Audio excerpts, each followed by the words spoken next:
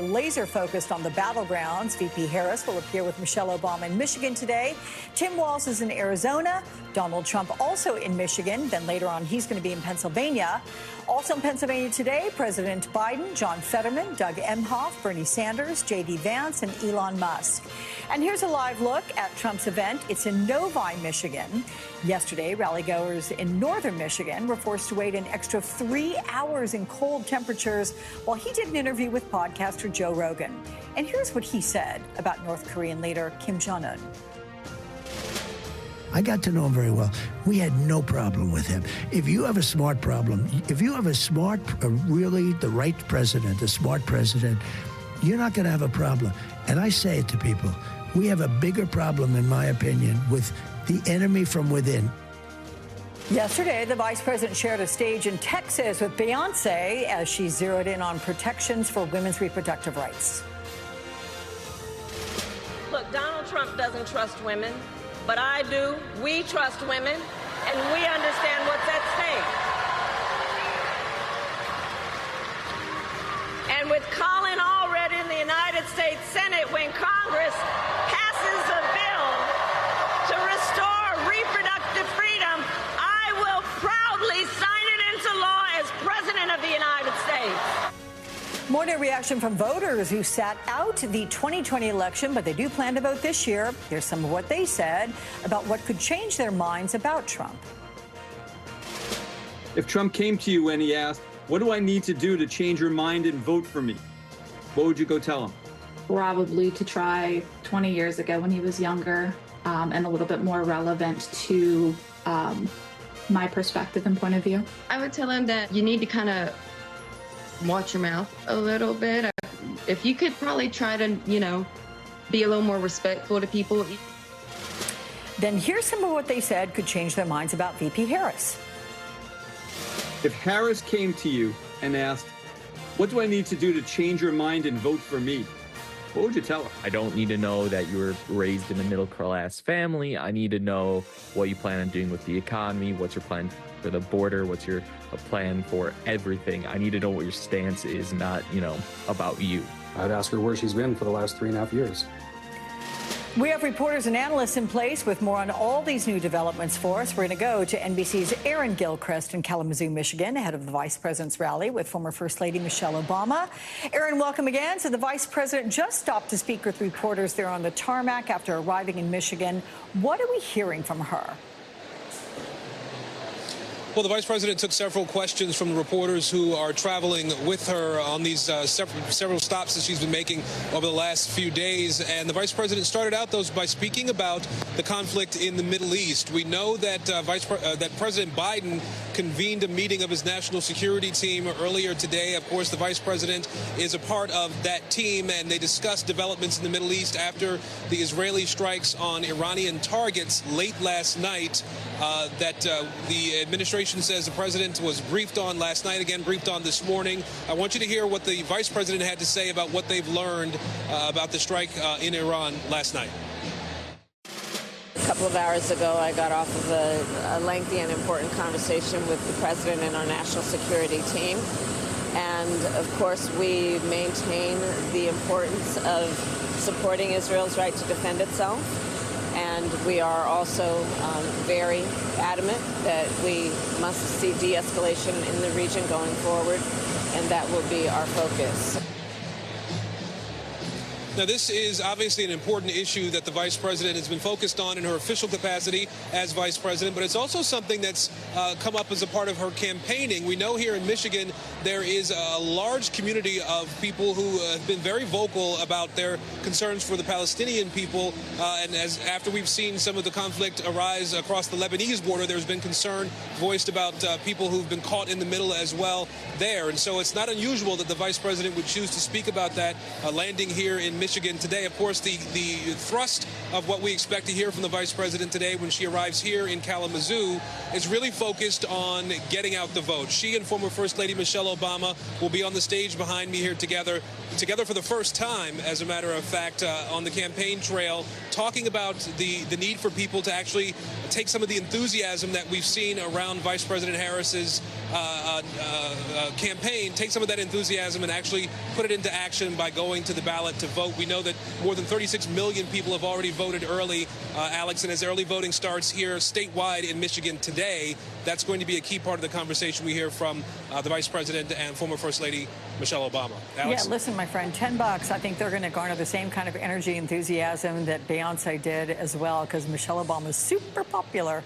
We will see. Thank you. We'll see you again. Let's go now to Ann Arbor, Michigan, and NBC campaign embed Jillian Franco. So, Jillian, welcome to you. Donald Trump's been on this stage for the better part of an hour. He's still talking there in nearby Novi. So what are we hearing from him? Alex, that's right. The former president speaking today in Novi after participating in a rally over in Traverse City, Michigan last night. Today, we heard him go after the vice president for so much of what we've heard him criticize her on over the last few months, knocking her especially on the economy, on immigration. But today, he also talked at length about early voting, noting that it started statewide here in Michigan today. We're here at a polling place that's been busy since it opened.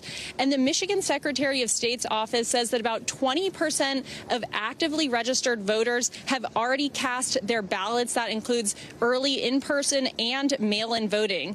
And just generally, he expressed confidence with 10 days to go that he's looking forward to winning Michigan, he says. And he says he criticized Detroit a bit, but said he's going to make it great again. I want you to hear how he described the state of the race. Take a listen.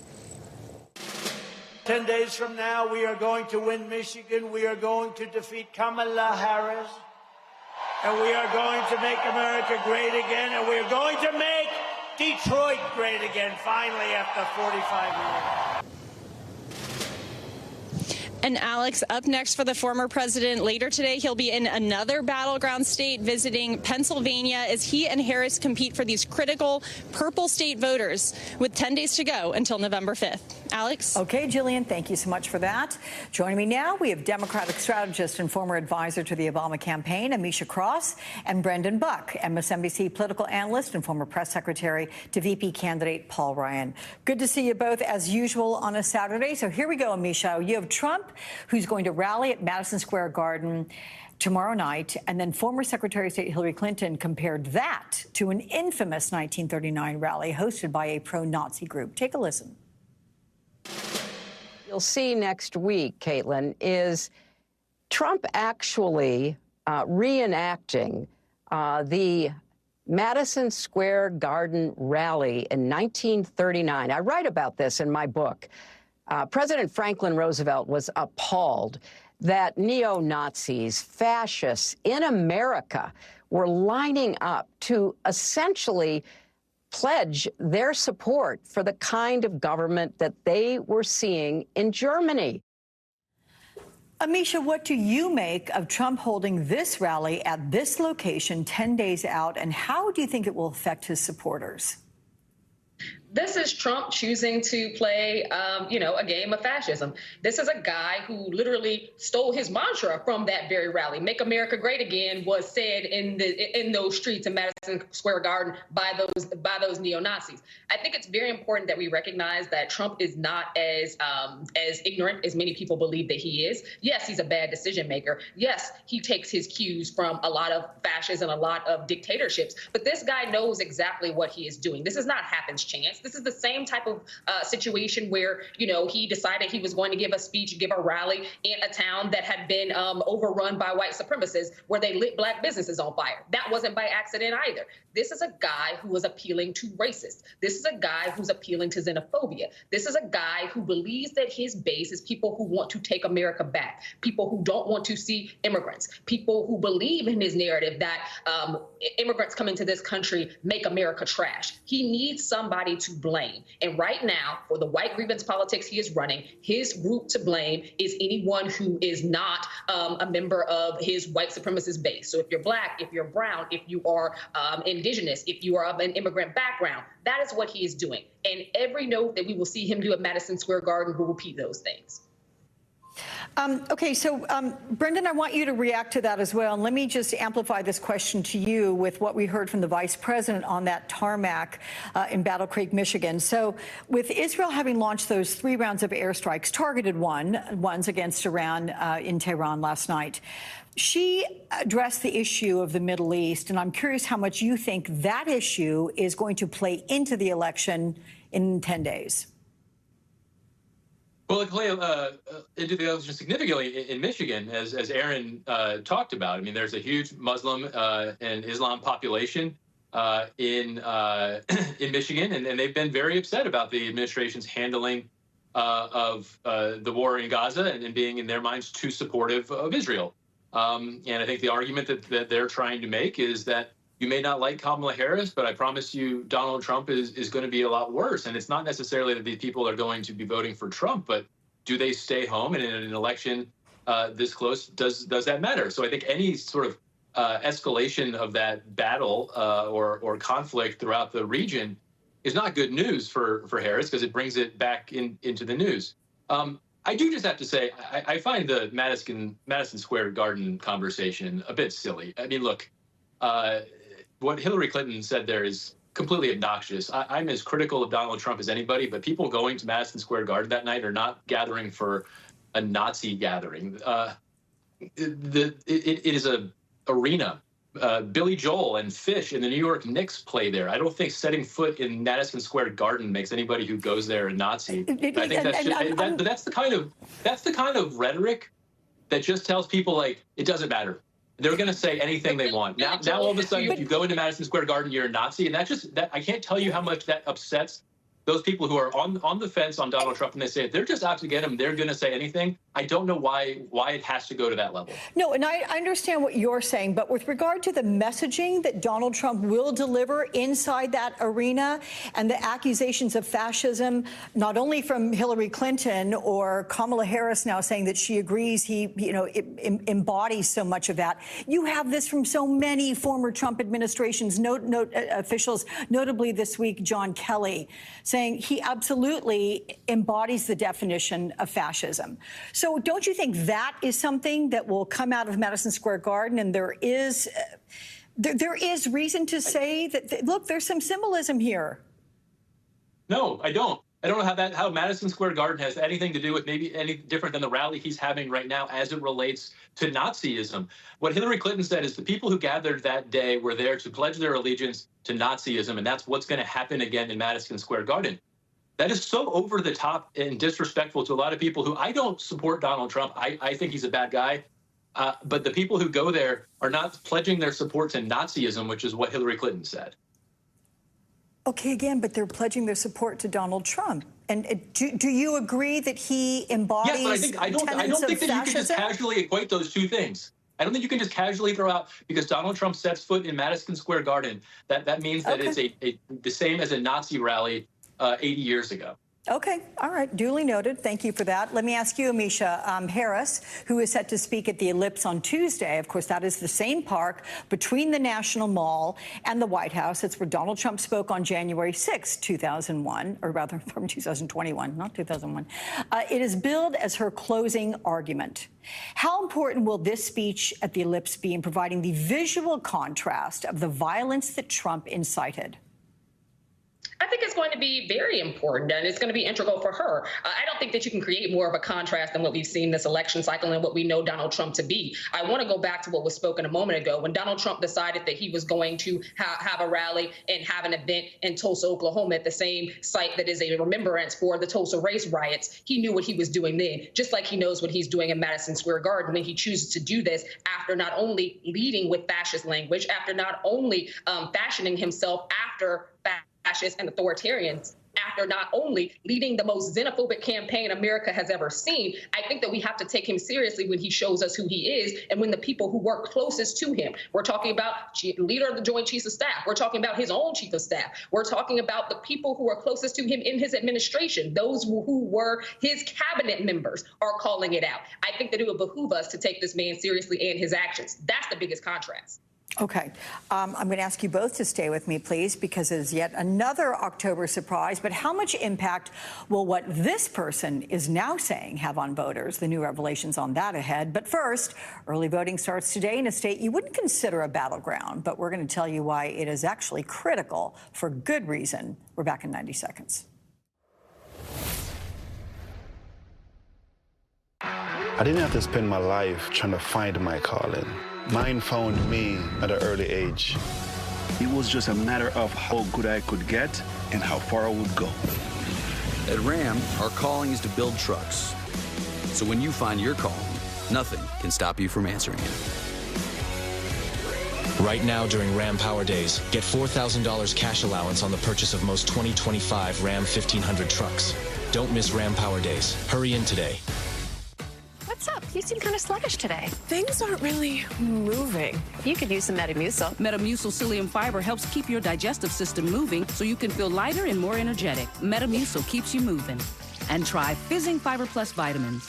Only Purple's Gel Flex Grid passes the raw egg test. No other mattress cradles your body and simultaneously supports your spine. Memory foam doesn't come close. Get your best sleep, guaranteed. Visit purple.com or a store near you. Okay, ready to watch this? 1 second, I gotta finish my laundry. Jess, it's girls' night. 1 second, I use Rinse. What's Rinse? The company that will pick up, wash, fold, and deliver your laundry and dry cleaning at the touch of a button. I do not trust other people with my laundry. Rinse guarantees your satisfaction. I've been using it for months now with no issues. Okay, let's watch this. Wait, I'm gonna do my laundry. Better hurry. Done. All schedules. Sign up for Rinse at rinse.com to get $20 off your first order.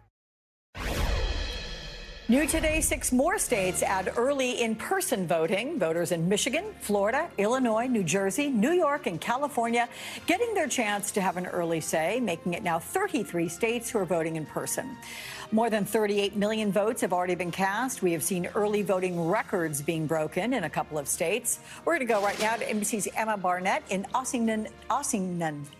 Ossining, that's it, New York, where early voting is underway. There you go, across several battleground districts that could determine who wins control of Congress. So what has foot traffic been like there in Ossining? There, I said it right. And do you have a sense which way voters are leaning?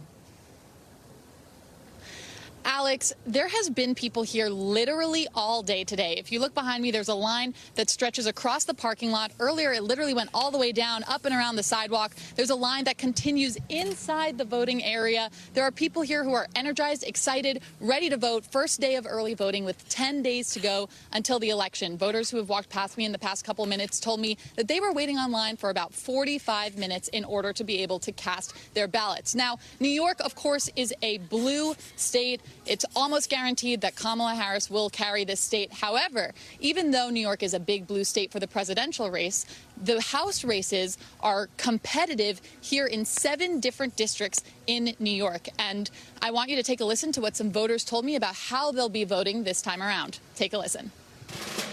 I personally voted for Jones because I believe his policies support more of the constituents of the area. I think he has very, more welcoming policies than Lawler does. Yeah, I voted for Mike Lawler. I just think he better represents how my view for the nation and what's best for the nation. And in his case, which is great, he's not a defund the police type guy. We need police. There's no question. So Representative Mike Lawler, who's the incumbent here, is in the race, the battle for his life to hold on to this seat. He's going to be facing Mondaire Jones, who was a former representative. And now, if there's one thing that people here can agree on, it's that they hope that the Yankees win Game 2 of the World Series tonight, and that they're excited for post-election when the ads calm down on their TVs. Between New York 17, which is where I am right now, and New York District 18, more than $42 million have been spent on these key districts. Because, again, the winners here can really determine which party will hold the House. Yeah, Alex? 100%. I'm just going to ask you, my friend, you do know I'm from L.A., right? And you do know who I'm probably rooting for, like not even probably, like for sure. Just saying, but glad So for the mention. as a New Yorker, we might disagree a little bit there. I Go know. Yankees. I mean, but you know, it is 1-0, but we'll get to that another time. Thank you very much. So now to Pennsylvania, and more than 1 million already casting ballots there, where the state's governor says it could all come down to a handful of votes. NBC's Alan Smith joins me now from State College, Pennsylvania, where Trump is set to hold his second rally of the day. That'll happen a few hours from now. Alan, welcome. So we have Trump and his running mate, J.D. Vance. They are both making a final push for Pennsylvania today.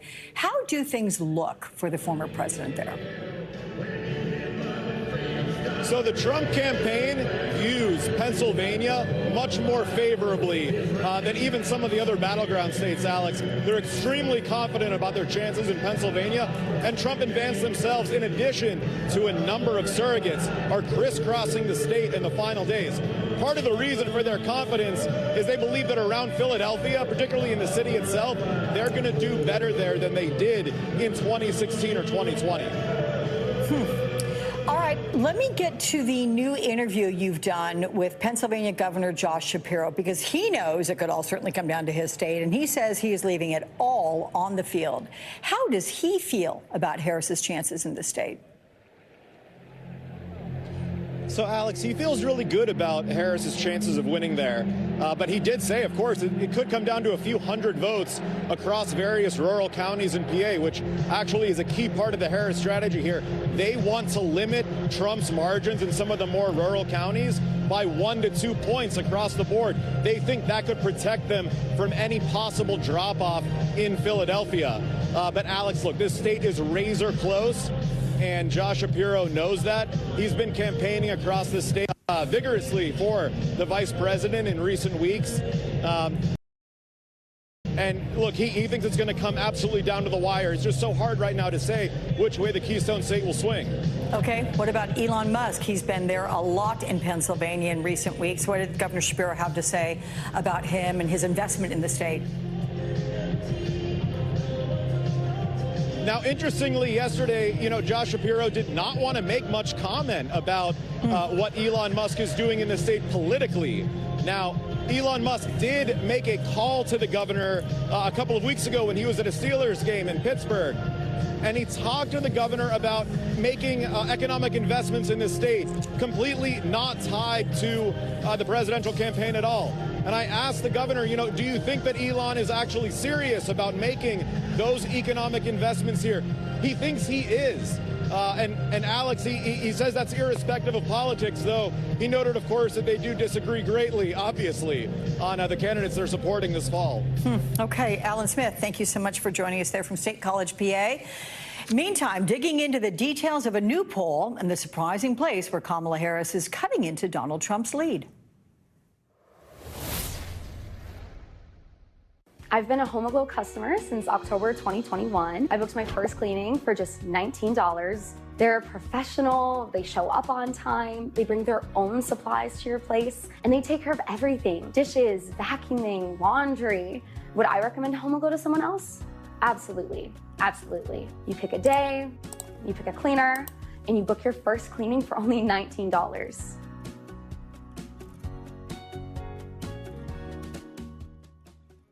Sure, Vistaprint prints business cards, but we also print these and those and engrave that. We print your brand on everything so customers can notice you, remember you, and fall in love with you. If you need it, we print it with 25% off for new customers at Vistaprint.com. The love between a newborn elephant and her mother is unlike any other. It's an unbreakable, lifelong bond. But when her loving mother is cruelly killed to fuel the illegal trade, her calf is left all alone, and she may not survive. WWF is working around the clock to prevent tragedies like these by protecting threatened wildlife around the world and their habitats. And we desperately need your help. Visit WWFjoin.org, scan the code, or call now. For just $12 a month, you can symbolically adopt an elephant calf. You'll support WWF's efforts to save some of the world's most endangered species and their habitats. Do it in the next 5 minutes and we'll send you this adoption kit with this adorable plush elephant. They need your help today. Go online, call, or scan now. Our right to reproductive health care is being stolen from us. I can't believe this is the world we live in, where we're losing the freedom to control our own bodies. We need your support now more than ever. Go online, call, or scan this code with your $19 monthly gift, and we'll send you this Care No Matter What t-shirt. It is your right to have safe health care. That's it. Go online, call, or scan right now. Meet Avocado's best-selling green mattress. Made with certified organic cotton, wool, and latex, plus pocketed coils to support your body's natural curves for cool and restorative sleep. Featuring a 1-year in-home sleep trial. Complete your bedroom oasis with organic pillows and bedding. Shop today with Avocado Green, proud supporter of 1% for the planet. You've got a Pepto predicament, Ace. You overdid it on the loaded fries, and now your gut is in the gutter. Undo it with Pepto Fast Melts, so you can keep on rolling. When you overdo it, undo it with Pepto-Bismol. With Chime, I can get paid when I need it. I can get up to $500 of my money when I want it. With my pay, there's no credit check, no interest, and no mandatory fees. It's a game changer, and that's why I Chime. Join me at Chime.com and get paid when you say. The debate continues. A home water line can break anytime and will cost over $2,800 to fix because it's not covered by homeowners insurance, so you get HomeServe to save money on repairs. I disagree. Try to find a contractor and you get this guy. But with HomeServe, we'll send a qualified contractor so it's less hassle. Save money. Less hassle. Save money. Plans from HomeServe start at just $7.99 a month. Call 1-833-825-6773 or visit homeserve.com. Why has America accepted the wait for payday? Introducing MyPay from Chime. Get up to $500 of your pay before payday. No interest, no credit check, no mandatory fees. Get paid when you say. With MyPay. Get started at Chime.com.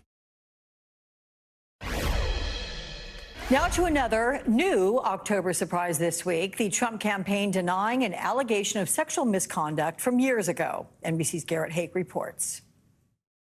Trump is facing an allegation of groping from former model Stacey Williams, who says it happened more than 30 years ago in Trump Tower when Jeffrey Epstein brought her to see Trump. Just as soon as Donald saw us, his arms were around me and he pulled me into him, and then the groping started. And I just froze. Williams is a Democrat who first told her story publicly this week on a Zoom call, Survivors for Kamala.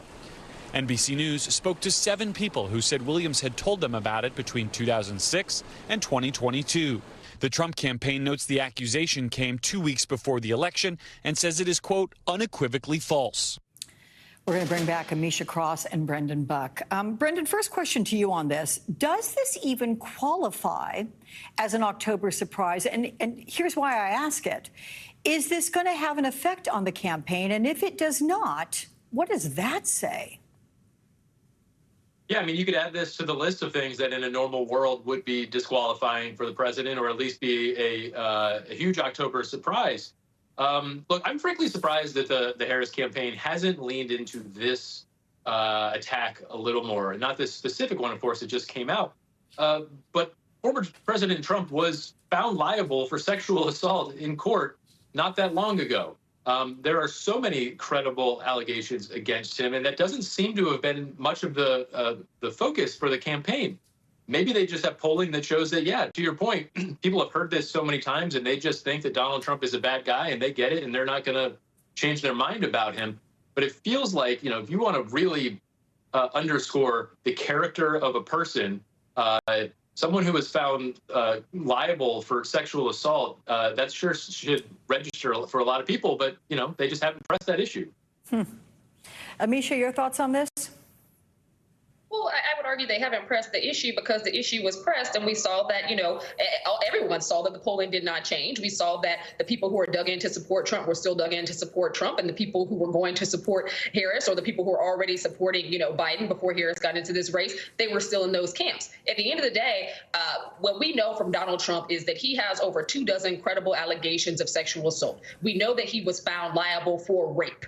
We know that this is somebody who has a long-standing history of being aggressive towards women. We know that this is someone who said, grab him by the genitals. I'm not going to say that word on these airwaves. This is a guy who did all of those things and was still out here fundraising, was still out here getting love from crowds. This is a guy who is still chosen as the leader of the Republican Party. So no, it has not made that much of a difference. And unfortunately, unless white women specifically show up at the polls and show that it makes a difference to them, I don't think that anyone else is really going to grab a hold of this, because at the end of the day, much of these allegations, this most recent one aside, voters already knew about. They know who Donald Trump is. It's baked into the cake that is that man. And at the end of the day, it has not really it has not moved the needle when it comes to the polls. That's why there's so much of a dead heat. And I think that the Harris campaign will be wasting their time in trying to prove to people the misogynistic, the attack-worthy, the individual that Trump is, because he proves that to us every single day. Yeah. Listen, let me just correct you on one legal point, because it is important. There is a distinction between rape and sexual abuse, and the latter is what Donald Trump was found liable for. So just to be clear on that. The judge said that it was rape. I didn't say that. That came from the judge. Right. But legally speaking, I just wanted to clarify and say what he was actually found guilty of. So there you go. So, or actually liable for. So, Brendan, Harris and Trump, they have seen this widening gender gap. Trump has focused much of his attention on young men, which appears to be succeeding to some degree. But can he really afford to lose such a large portion of women voters who are typically the most reliable voters? Yeah, I mean, I think to continue that conversation, it may be all these allegations against him. It may actually be having an effect, because he's getting killed among women, and they seem to know that. And the Trump campaign seems to be doing nothing really to make up for that, other than random tweets where he says I'm going to be great for women. That's not very convincing. But what they're doing instead, of course, is trying to make up the difference with men. That's why he sat down for what is probably the longest presidential interview ever, 3 hours with Joe Rogan, because lots of young men listen to that, and they're hoping that they can turn out a bunch of people, and I think we've talked about this, who are pretty adoring fans of Trump, but we don't know if they're actually going to be reliable voters, and that's the bet that they're making. They're getting killed with women. Can they make up the difference with men, young men, in a way that nobody has ever really done before, and that could decide the outcome. Hey, do you think anyone's going to listen to 3 hours of Donald Trump going on and on? I'm just curious, Brendan. Do you think actually these guys are going to sit down and hang out for 3 hours listening to that podcast? Well, I'm not a Joe Rogan listener, but his podcasts are typically 2 or 3 hours, and millions of people listen to them every day or week. So it wouldn't surprise me if a lot of people actually do, and the type of people who voted or politicians typically ignore. And so credit to him for sitting down there that long. Okay. So, Brendan, actually, Amisha, I'll ask you this one. The details of this poll might be even more important. Harris has cut Trump's lead in the economy by half from last month. Trump's lead is now down to about 7 points, and Harris also leads by 10 points among voters who are not fully decided. Trump previously had a slight edge in that one. Does momentum here tell you more than a generic head-to-head poll can? I think it absolutely does. It also shows that her messaging has been cracking that wall, in particular around the care economy, the people who are stuck in that sandwich generation, childcare and childcare supports. When Donald Trump was asked a policy question about childcare and how to make it more affordable, his answer was childcare is childcare. I don't know what the hell that means, and people who have children don't either. I think that for her, it is talking about housing, making sure that people are able to afford that first home, increasing leveraging points for folks who are going to start that first small business, access to capital. That makes a difference. I think that her messaging about all of these economic issues, about what that opportunity economy is cracking through, and that's making a difference. Okay. I want to thank you both as always. Please come back next weekend, because it's going to be even more anxiety-ridden, and I'll need you both to help us get through it. Thank you. Some people are whispering it, but she signed her name on the dotted line. Next, the former Trump administration official who is urging fellow Republicans to not vote for Donald Trump. Hi. It's that time of year again, the Medicare annual enrollment period. You might be thinking, why should I care? Well, if you're 65 or older or on Medicare, you should, because the annual enrollment period, which is right now, is when you can change your Medicare plan. And the annual enrollment period ends December 7th. So ask yourself, do you have the coverage you need? Are you getting all the things you want and need from your Medicare plan? Maybe you don't even know what kinds of things are available to you. That happens. Medicare can be confusing. Do you know about Medicare Part C plans? Also called Medicare Advantage. A Part C plan could help you save money and include additional benefits. That sounds pretty good, right? But plans and benefits can be different based on the zip code you live in. And Medicare plans can change every year. Oh, and enrollment in a Part C plan is not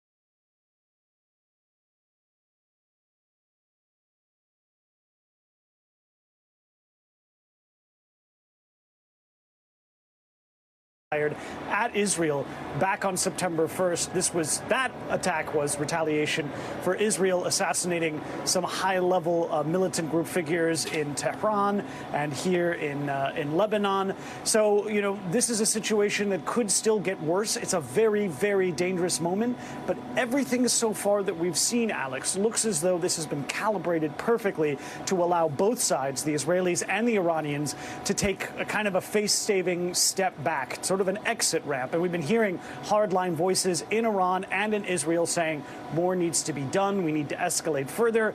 But it looks as though, and this is what's important here, the Israelis didn't attack those nuclear sites or oil installations that could have sparked a further retaliation from the Iranians. And crucially, it looks as though they've done something that they hadn't really been seeming to do over the past several weeks, which is they were listening to Washington. We were talking about this earlier, I believe, talking about how it looks as though the Israelis haven't really been listening to Washington that much anymore. They've been kind of taking matters into their own hands, even though President Biden bear-hugged Netanyahu after those October 7th attacks and offered all of that fulsome support. Now it looks as though the Israelis are finally listening to diplomats and taking their word and stepping back from the brink. I appreciate all of that expertise and insight. Thank you so much, Matt Bradley, for that.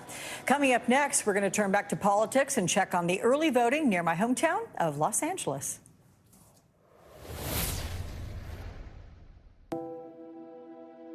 The issue of animal cruelty and animal suffering across this country is an enormous issue. It's easy sometimes to kind of disassociate with something that's not right in front of you.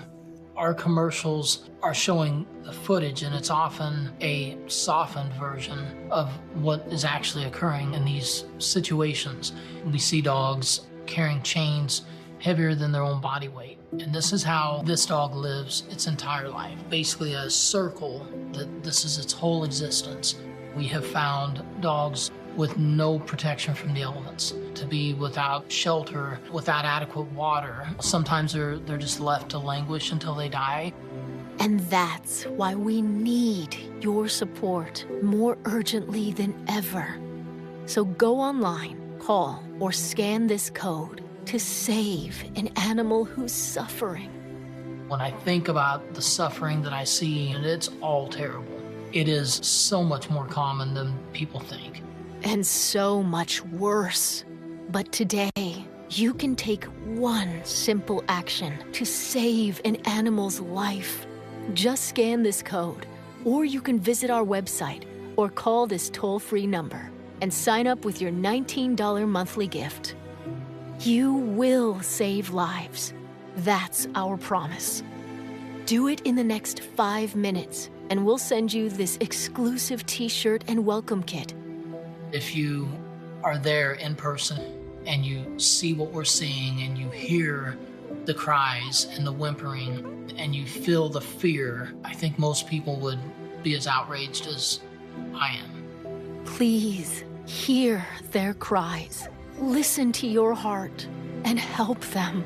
Go online, call, or scan now. Is your shower trying to tell you something? Is getting in and out of the bathtub becoming a safety concern? Are you worried about the cost of a bathroom remodel that could go on for weeks and weeks? Well, now you can have a gorgeous new bath or shower with a one-day jacuzzi bath remodel that's safer at a price you can afford. We're waiving all installation costs and postponing all payments for up to 1 year. Oh my gosh, it is beautiful. Oh. From soft close shower doors and adjustable shower heads to features like grab bars and custom seats that combine safety and style, it's never been easier. Get your free design consultation, schedule your one-day installation, and start loving your new bath or shower right away. There are only weeks remaining during our limited time offer.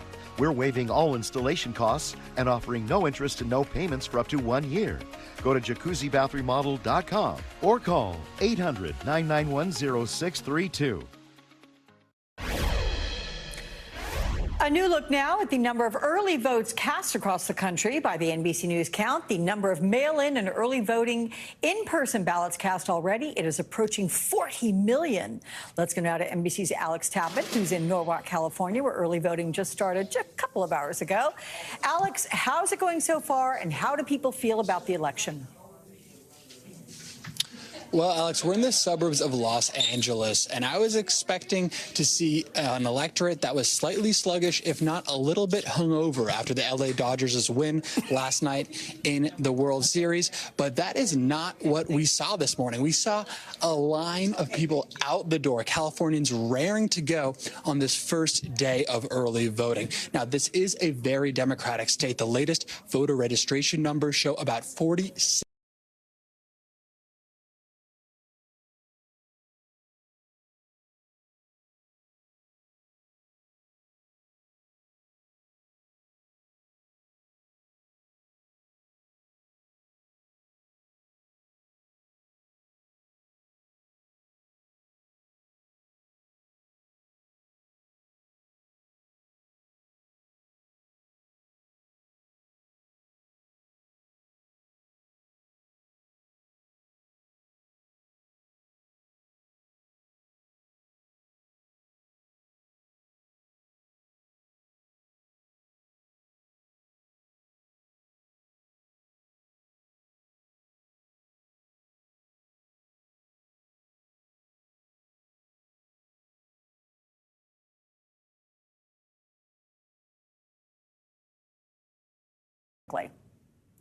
Yeah, I think it's taking away from their election day advantage. I think that Donald Trump has said that people should go out and early vote when in previous campaigns he has said that they shouldn't do that. That's a voter fraud happens during early voting. So I think that's just people listening to him and more Republicans taking advantage of early voting. So if I were Democrats, I wouldn't worry too much. I mean, I know we're Democrats, so we're going to stress out a little bit about these things, but I don't think there's much there. I think it's just going to, it'll all come out in the wash on election day.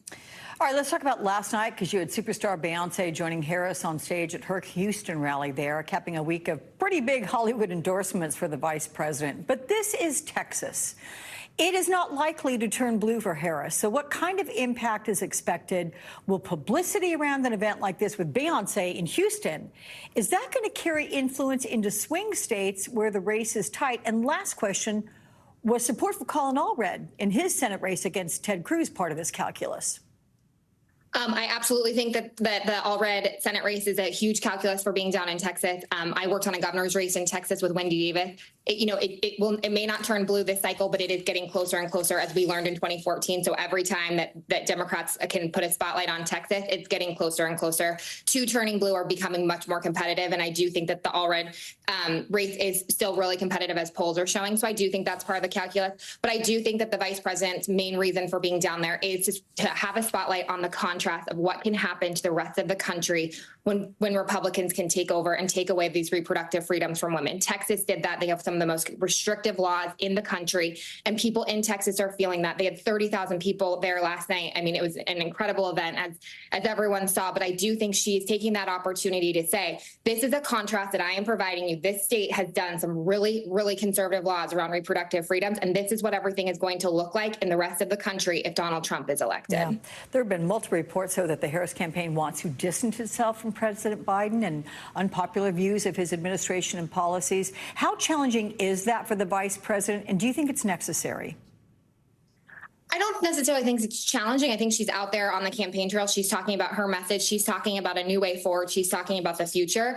The administration has accomplished a lot of great things that are coming to fruition now, especially inflation's coming down, gas prices are coming down. But I don't think that she necessarily needs to distance herself, as everyone is saying. I think, when you don't have someone out there making racist comments or making controversial statements, people have to create a controversy somewhere. And this seems to be the thing. But, the president's out there campaigning for her in different ways. There's a lot of people out there. She has the support of her president, where Donald Trump doesn't have the support of his vice president. So it's just another stark contrast in their leadership styles. But I don't necessarily think that it's, concerning that he's not out there, because he was just in Arizona yesterday doing an event on tribal lands and with Native Americans. So he is out there, and she welcomes his support. Okay.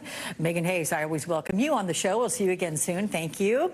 Meantime, something huge is about to happen for the Harris campaign in just a few hours. Whether it will be enough to get undecided voters off the sidelines next.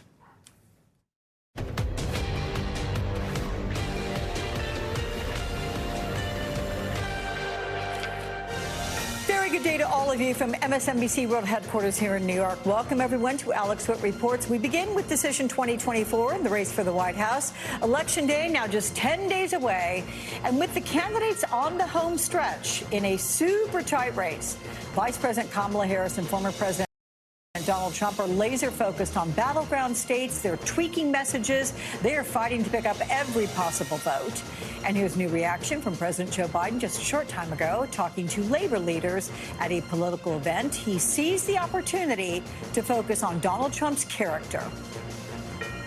Look, Trump has no class at all. Zero, none. Think, all kidding aside, if this wasn't a political campaign, how would you characterize the man in terms of his manners, his decency? I mean, beneath the president. VP Harris is out in Michigan today. She's appearing with Michelle Obama on the first day of early in-person voting there. Tim Walz is in Arizona. Donald Trump is also in Michigan. He will speak later in Pennsylvania. Michelle Obama's first appearance with VP Harris will be at a Get Out the Vote event in Kalamazoo. And yesterday, of course, Harris shared that stage with Beyonce.